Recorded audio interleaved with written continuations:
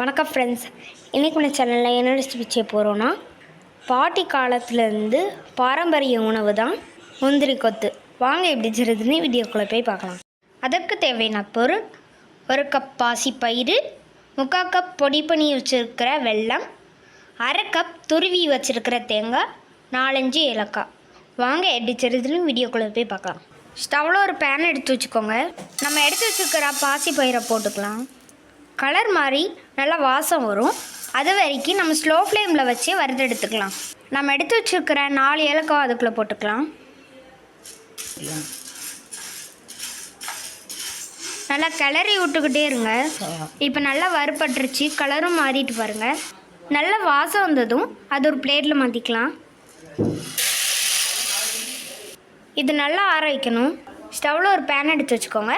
நம்ம எடுத்து வச்சுருக்கிற 3/4 கப் வெல்லத்தை அதுக்கு 1/4 கப் தண்ணி